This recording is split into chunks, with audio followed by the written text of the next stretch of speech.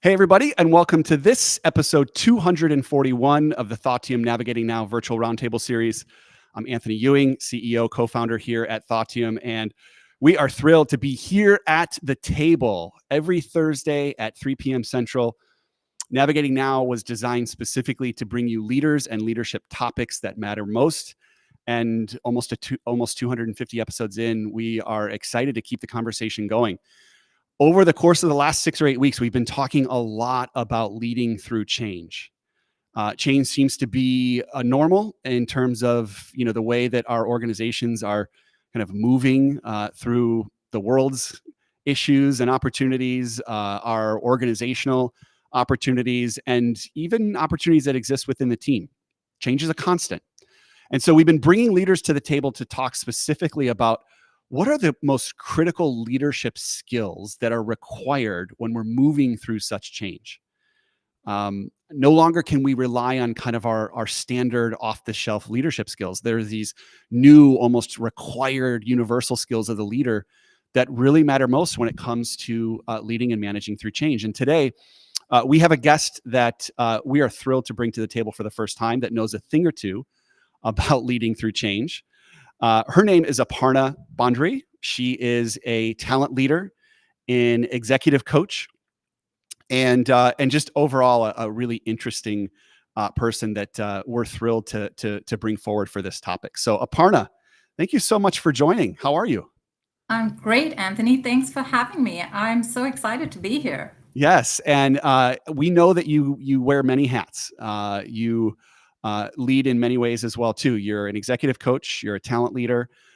You also are a global capability developer at BP. Yeah. Um, I always like to bring our guests, especially new guests like yourself, back to your childhood because I believe very firmly in the fact that we can draw upon childhood experiences to help us understand why we're so passionate about the work that we do today. So, Aparna, tell me about a childhood experience or memory that you had that you could tie directly to what gets you so excited about your work today. So if I have to reflect back on my childhood or teen years or younger years, I've had so many different influences, but I think very early on for me, I had a teacher in high school who, um, gave me an opportunity to lead an activity in school. And I was a pretty Mm, introverted, shy child. I mean, still introverted, but I think giving me that opportunity, she was somebody, I would say, who focused more on effort more than perfection. And she had that ability, not just with me, with many students, to be able to probe and give them that opportunity to showcase their skills that sometimes even they didn't know about. And mm, clearly, she did that with me, gave me the opportunity to lead an activity. And I think somewhere the way she did it, her style was so inclusive. It was so open, so without judgment, and was about learning that it just gave me such a sense of confidence in my own ability.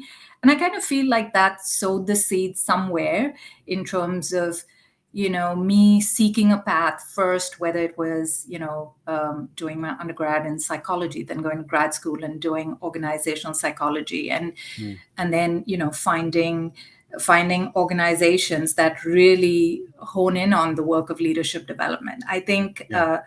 that was the path. And if I have to reflect back, that one always stays with me. Of Yeah. course, there are many influences, Yeah. but I'd say that one for sure. It's so interesting. Like 9 out of 10 leaders that we survey on this very question, especially Uh-huh. those in the L&D and talent space, Yeah. will tie it back to some sort of educator or enabler in their life that helped them see kind of like their own value, right? And so these educators that are a part of our early childhood and even our university studies can be so formative. So we appreciate you sharing that. Absolutely. Yeah. Um, I want to dive right into today's topic because this is a topic that I think is such a part of the broader discussion in leadership today, which is what are the new required skills of today's leader? And before we maybe get into unpacking that a little bit, Aparna, you being a leader at BP and being an executive coach, I'd love Mhm. to just have you share a little bit of your perspective on kind of the current landscape of leadership. And I'll give you an example of like a topic Yeah. that I know you and I have jammed on before, which is Yes. um, I get the sense that there are fewer people out there that are super excited to be people leaders because of a lot of the challenges that we as people leaders face on a day-to-day basis. And I'm curious, if it's not that, what's one or two hot takes that you have on kind of the leadership landscape abroad? Yeah. So, I mean, I think sometimes you have to realize, even as a leader, that you don't have to be the expert in control, and more like a facilitator of learning. I think often there's a myth that if you're a leader, you have to have all the answers, you have to be able to, create a complete sense of clarity. And I don't think that's true at all. I think it's important to be transparent about what you know, what you're still trying to figure out, and what you need from the team. So it's more about co-creating that clarity, not Mm, dictating it. And I think somewhere, there's some, people tend to think that to be a leader, you have to be perfect. And in my experience, Anthony, most effective leaders, especially in times of change, in times of uncertainty, they're the ones who can name, that ambiguity. They can call it out. They can yes. acknowledge that we are in uncharted territory over Mm, here. And that really helps bring about, psychological safety with their mm, teams and with people around them. And then I think the other thing is, being vulnerable to share that you don't have all the answers, mm. and inviting additional perspectives, inviting diverse perspectives. And that sometimes opens out to where people on your team might raise their hand and say, I have an idea, and that could be a crucial piece of the puzzle. So I think it's a, being able to name it, inviting diverse perspectives, and modeling vulnerability, and saying, let's do this together, let's test it out. I think that gives permission for others to experiment and grow, Yeah. because often in times of uncertainty and change, that like innovation takes a pause because people are so afraid of failing, Mm, and so fearful of judgment, right? So yes. I think, I love that. these are some of the things, one, as a leader, one should be really cognizant about. Yeah. I think you're naming what could be, our this universal skill that we refer to, as just vulnerability in leadership. Hmm. This is something that we haven't necessarily formally trained in leaders in the past, but Yeah. it's very much a part of the kind of core tool set of a leader. And I'm curious, Aparna, how do we, you know, e- uh, enable others to be more vulnerable? I think being able to create that environment of psychological safety, Yeah. where as a leader, creating an environment where it's okay to challenge, it's okay to ask questions, it's okay to disagree, as long as it's done in a respectful manner, it's done in a manner where there's trust. So as a leader, one has to work at creating that. I kind of, there's no leadership without trust. Honestly, in my opinion, trust is the currency for leadership, Mm. and if you don't have trust, it's hard to create that environment. So first things first, being able to create that sense of um, psychological safety. Safety. And that's Yeah. that. Yeah. And Yeah. psychological safety then leads to engagement and many many other things. But being vulnerable, in terms of leaders themselves, Yep. sharing their own stories, Yeah. sharing their experiences of when things didn't always work out for them, right? I mean, where they failed, but then they picked themselves up Yeah. and they moved on, right? And so nobody's life experiences are going to be linear. There's going to be Mm. all kinds of ups and downs, and I think it's really important for people to hear that from their leader. And when a leader does that, I think it just opens it out to folks to be themselves, feel safe, feel trusted, and be vulnerable, and know that this person is human. Yeah. They've been, and there's a instant credibility factor. um Yeah, I love that. As a coach, you probably can relate to the fact that a lot of times in our personal development, and mhm. our personal journeys, we have a little bit more of an easier time leading with vulnerability. For some Yeah, reason, like that vulnerability tends to not always make its way into our careers, and I'm glad to see it happening more and more. I think one of the biggest ways that you can enable vulnerability in your team, and you mentioned it, Aparna, is modeling it yourself. yeah, So earlier today, as an example, we had an all hands team call, and we've been really focused on business development here at Thoughtium, and sharing a lot of best practices and a lot of the wins in terms of some of the discussions we're having out in the marketplace. yeah. But I just felt compelled to share a story this morning where a conversation did not go well because I came in underprepared. And that's maybe a story that when you lead with ego, or you're an emerging leader that's kind of afraid to make mistakes in front of your team, you would reserve, or maybe you would sugarcoat it a little bit. But man, did it feel so good to stand in front of my team saying, I left that meeting feeling like I truly wasn't prepared. And Oh, yeah. there's no, No, that's great. there's no positive sandwich that you can put that in. Like, it's just, Mm-mm. and that vulnerability is so empowering.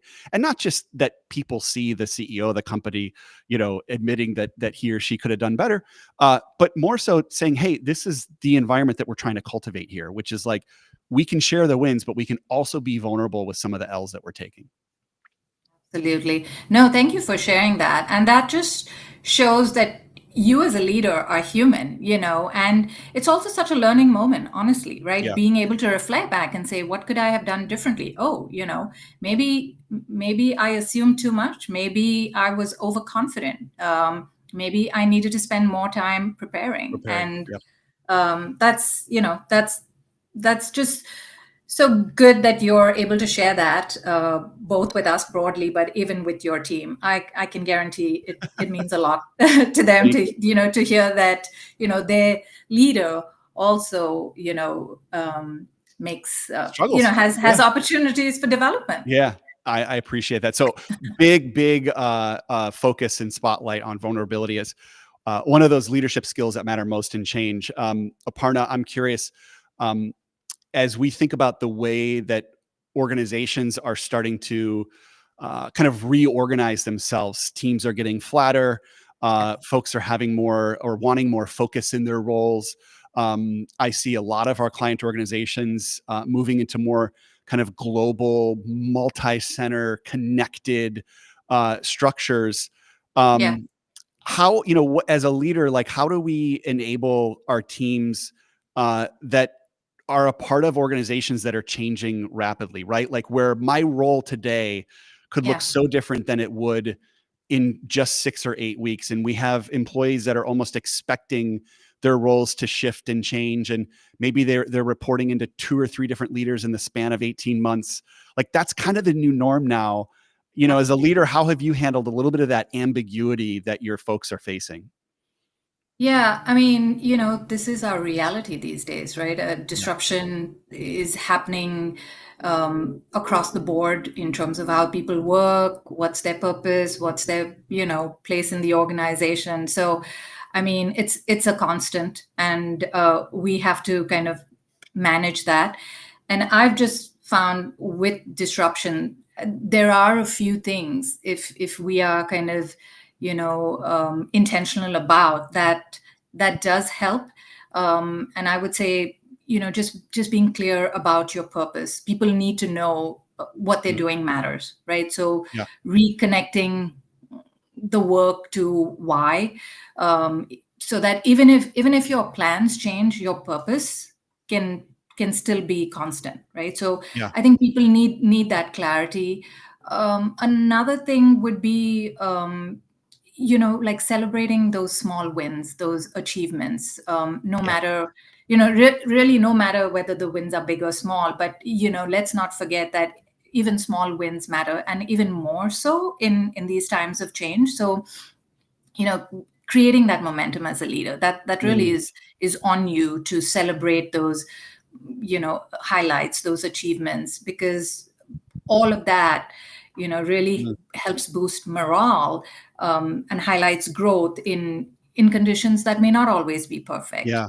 um, and then I would go back to psychological safety, because disruption or constant change creates fear of judgment, fear of failure, job, fact that, jobs are not as secure as they used to be. So teams need to be like motivated, right? I mean, they Mm. need to be able to feel free to speak up, make mistakes, express doubt, etc. So I would say, as a leader, these are a few things one needs to, Yeah. constantly remind oneself to be able to do with their Yeah. teams. Yeah, I love that. I mean, just to summarize what I'm taking from this is, as a leader today more than ever, we have to be clear with our vision, and that Yes. that vision might be changing more frequently, which gives us the responsibility to communicate it more often and Yeah. more regularly. We're encouraging our leaders more today than ever to be very clear and very direct and very concise with the vision and the purpose of the team, because our ability to galvanize teams that are changing very quickly around these visions is so important. I'm also hearing you say celebrate the small wins, which I think is a far overlooked kind of characteristic of a great leader, is those that are able to really exploit and shine a light on even the smallest wins. And psychological safety, I think we've definitely touched on. I'll share one best practice that we're really excited to enable our clients with, is helping leaders kind of get out of the habit of creating development plans for their people that are focused exclusively on their role. And I'll unpack that a little bit. What we find ourselves now doing is encouraging leaders uh, to really help their folks identify career goals that will work in this role, in the next role, or in a role that they might find themselves in clear across the organization in the next 12 to 18 months. The more that organizations change, the more that Yeah. we're encouraging leaders to help their people find almost universal development goals that will work in this role, the next Mhm. one, or potentially a lateral move that they have to make. And that's saying, hey, I am here to support you and enable you in a world where you're on my team, for the next several years, or in a world where the organization is going to go through some change, and you can take this goal with you and apply it to your next role. So these kind of universal career development opportunities are a really great unlock for leaders to support their teams in the face of a lot of change. Absolutely. I love it. And how has that landed so far, Anthony? It's really great. I think a lot of leaders kind of look back at us and say, well, what does that look like? Uh-huh. So there are specific frameworks that you can put together. A great example, we had a client develop it's called a LEAP project, and it's a framework that they deployed across their team, where individuals sit down and they self-identify a career opportunity that might help them in this role, and it might help them get to their next role as well too. And they kind of ran this in parallel to their regular talent development process, and people really grabbed onto this. It was almost like they kind of pulled themselves from the spreadsheets and were able to create a little bit of space where they could play around with some of the maybe bigger leaps that they want to take in their career. And that became an ongoing discussion between the leaders and their people, that they were able to have kind of outside of the formal talent development structure. And they were then able to really celebrate when folks were able to make progress against or achieve their leap. Folks were able to take that leap to their next role or their next, and it became a really great tool. Wow. I Yeah. love it. I'll need to pick your brain on that after this podcast. sounds Yeah. sounds awesome. Sounds Absolutely. Well, great. we've Well talked done. we've touched on a lot in terms of those leadership skills that matter most in the face of change. We've talked about offering our teams clarity, modeling vulnerability, maybe demonstrating a sense of agility that we didn't have to have, 3 or 5 years ago. In closing, Aparna, anything else to add just in terms of, best practices or, skills that you see as really important for leaders in the face of change? Yes, given that we are navigating so much change, navigating so much ambiguity, right? I think another kind of skill in terms of, okay, what would be, something that we need to be more attentive to as a leader, I would say is, in addition to being adaptable and changing fast with the times, also focusing on, emotional intelligence Mm, and being an authentic leader. And I think, when a leader shows up as human, navigating that complexity with that openness, it really signals safety and drives engagement. So authentic leadership for me, I think is another thing that is, can't be emphasized enough. mm, And I don't mean, like oversharing or being unfiltered. I mean aligning your words with, your values, or being mm, honest mm. about challenges, leading from a place of integrity even when it's uncomfortable. Yeah. And I think, this really kind of shows your team or the people that you work with that you trust them enough to lead with Mhm. honesty too. So I think in terms of leaders who I've had the opportunities to work with, who've made some like transformational shifts, it's it's when a leader says, here's where we are, here's what we are struggling with, and here's how we're going to figure it out together. So Mhm. that, it's one of those things that matters a lot, and we need to, keep coming back to why authentic leadership matters Yeah. much more. Yeah, I love it. I think what I'm picking up on is the through line that I'm making here, Aparna, with kind of what you're sharing is our ability as leaders to demonstrate these very skills is the Right. most effective way that we can instill them in others, right? Which is a little bit different than our work as coaches, where we're almost like kind of helping people arrive at their own answer. I do think in leadership there's a certain responsibility that we have to almost show the way, and the most effective way that we can do that is demonstrating these skills ourselves. Great. Yeah, that's so great. Okay, I just looked and we're already 30 minutes into the conversation. I feel like we could Oh, stay here that went for by fast. another hour, but Aparna, we just so appreciate your time and your perspective here. Do you have time for a quick lightning round to close out the show? Sure, Okay, sure. and this is so that our community can get to know Aparna the human, because again, as I open the show up, we know that you wear a lot of different hats. So, Aparna, what are you reading, listening to, or watching today that is really exciting or you're geeking out about? And it could be in the workplace or even at home. Uh, So what I'm watching, and this is a show that I've watched, over the years. I'm not a big TV person. I'm Yeah. just finding as I get older, my attention span just seems to be, going shorter and shorter. But a show that I watch on Netflix that I really enjoy is a show called Somebody Feeds Phil. It's a travel and cooking show, Mm, and it feeds like two of the things I like to do most.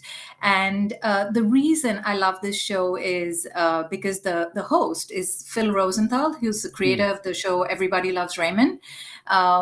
Is this really funny guy who goes to different countries and totally embraces the culture, the food.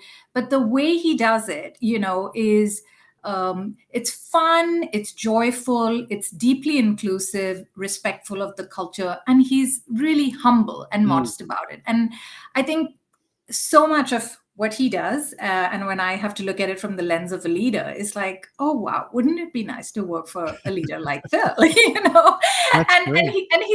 he's hilarious. So I love that show. It's on its eighth season, and I've Yeah. watched every season very religiously. Oh, I'll So have to check that out. yeah, Yeah. if you haven't seen it, yeah. I will say, Everybody Loves Raymond was like a staple in my household growing up. I mean, we watched that show religiously. I didn't know anything about the writer, and it Yeah. sounds like he's still got that spirit in him.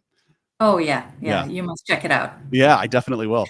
Um, we didn't get a chance to talk about your coaching and the coaching aspect of what you do. So I'm curious, Aparna. We have a lot of folks in our community that are either pursuing coaching certification or are interested in it. Having been somebody that's been through that certification, been formally educated, and is a practitioner in coaching, what's the one thing about coaching that you would share with somebody interested that they would be surprised to know? Like, what's one thing that like you wish you knew as an emerging coach that like just wasn't on the label, but you kind of learned as you went through either your certification or got experience in deeper levels of coaching? Great question. I think I would say, sometimes we think, again, going back to our conversation earlier, that we need to have all the answers. We have to Yeah. have every certification, every credential, etc. And we delay the process of actually doing the coaching, of actually engaging in conversation and opening it out, thinking that we need to be so perfect that those conversations and who they may help just gets delayed. So I would Yeah. say, invite people and have those conversations sooner rather than later. Yeah. And through that process is also a continuous learning for you. So it doesn't mean that if you're an experienced coach you're not learning, but you're always learning. So I mean, get on it. And I love that. That's such good advice, because I think that's for me as well. Having been now formally trained in coaching, I'm realizing just how much coaching exists in everyday conversations. Like literal hallway conversations for me have been impacted by getting closer to understanding just fundamental coaching principles. Something as simple as focusing on asking questions, right? And open-ended questions, not closed-ended questions, can impact even the way that you would have a water cooler conversation or your next one-on-one with your direct report. Absolutely. Everything you said, and the act of active listening, right? I mean, Yeah. without judgment. Yeah. And you do that. If you do that on a regular basis, Yep. easy to parlay that into coaching. And that is something that, don't, if you're interested in it, get going, do as much as you can in I love it. terms of engaging in those conversations. I love it. And you do not need to be a people leader to get involved in coaching. Absolutely We not. have many opportunities throughout every day to influence across the organization, whether you're a line leader or not. So, And get after it. yeah, and you don't need a title to be a leader. Yeah. Yep. That's what I Yep. always tell. We all are leaders in our own right, Yeah. and so a title doesn't make you a leader. I mean, you could Yeah. have a title and be a horrible leader. Yeah. And I've had great experiences with people who don't have the official titles, but have been fabulous influences in terms of their leadership style. Couldn't agree more. Okay. Last question. And this is maybe a fun one. What's something that, Aparna, you like really aspire to accomplish when all is said and done? I call it kind of your next, like, and we'll look at we'll focus in more professionally. Like professionally, when all is said and done, what's like the one thing that you'd really love to accomplish between now and retirement or now and the end of your career? Oh gosh, that's a deep one, Anthony. I like the way you end that with such a heavy question. But yeah, my coaching practice is one where it is one of those spaces where I want to dedicate more time to, and then between now and retirement, between coaching and consulting, being able to do that on my own is definitely an aspiration. It requires time, energy, etc. But it's on my list, and I'm confident I'm going to get there. So yeah, but just expand, enhance my coaching practice, because that's a deep passion of mine. I want to be able to do It's that. very clear. I mean, you speak the language of coaching and leadership, and we so appreciate that about you, and we appreciate your time today and your valuable insights here on Navigating Now. Aparna, thank you so much for joining. Thanks so much. Thanks for having me, Anthony. I've enjoyed it so much. Okay, come back soon. Okay, will do. All right. We want to thank Aparna for joining us today at episode 241 of our Thought Team Navigating Now virtual roundtable series. What a great discussion. I just love when you look up and the time flies and you feel like you're only halfway through the discussion on leadership skills. That's our common language here at Thought Team, and that dialogue is truly evolving week over week. And that's why we show up week over week, 3:00 Central at thoughtteam.com/live is where you can find all of our previous episodes. You can also now search by category. So if you want to search, learning and development, workshops, leadership, all of our content now is tagged. So you should be able to get a little bit closer to some of those topics that matter most to you. We will be back here next Thursday at 3, as always. Thank you so much to particularly our LinkedIn community for joining us today. We couldn't do this without you, and we hope you have a great rest of the week and a wonderful weekend. We'll see you soon.